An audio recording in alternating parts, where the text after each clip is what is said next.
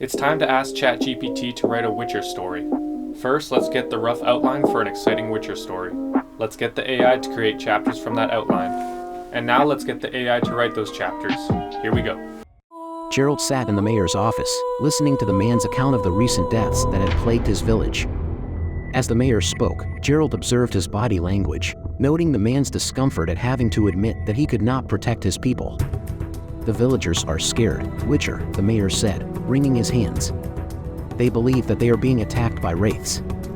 But we have no evidence of any supernatural force.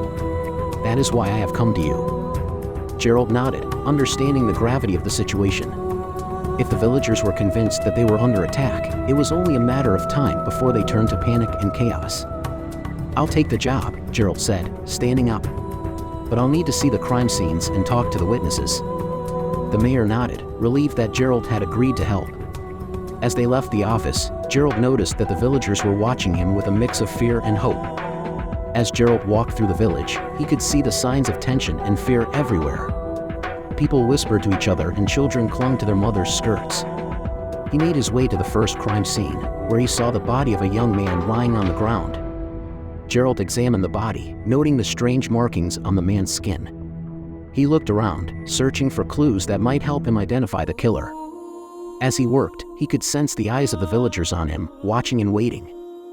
Gerald spent the next few days examining the crime scenes and questioning witnesses.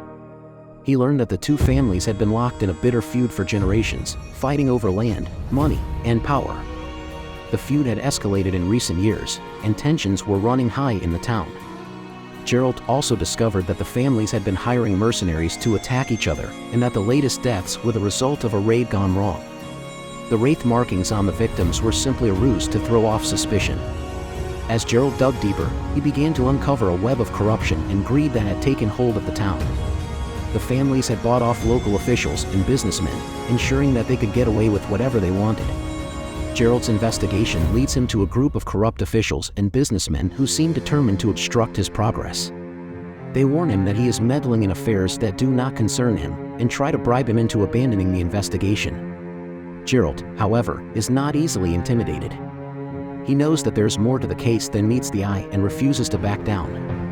With his sword and his wits, he manages to outsmart the officials and uncover the truth behind their motives.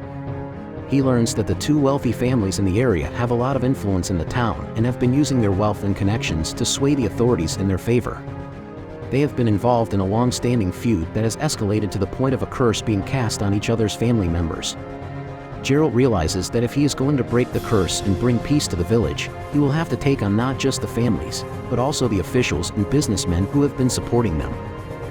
Gerald had been wandering the streets of the village for hours, trying to find any clues that might lead him to the source of the curse. As he walked, he heard a soft humming sound coming from a nearby alley. He cautiously approached and found a young woman sitting on the ground, her eyes closed in concentration. "Who are you?" Gerald asked. The woman opened her eyes and smiled. "I am Mara," she said. "I am the one they are fighting over."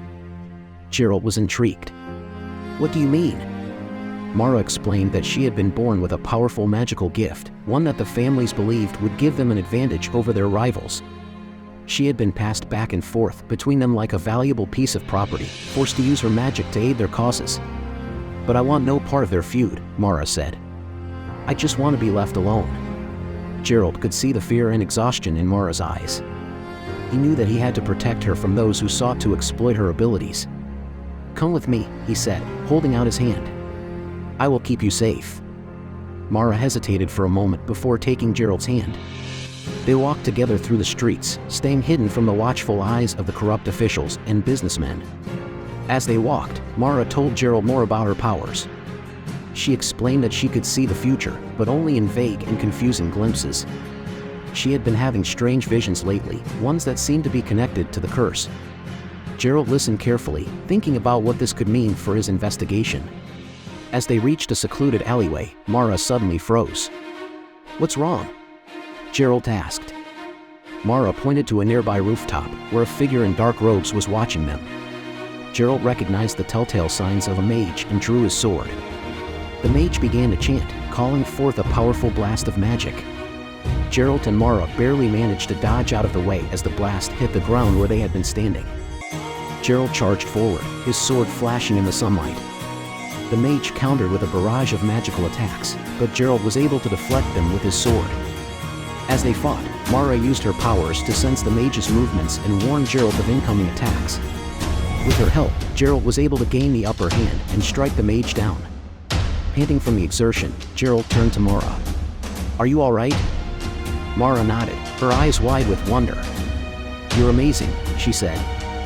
Gerald felt a strange warmth in his chest at her words. He knew that he had to protect her, no matter what.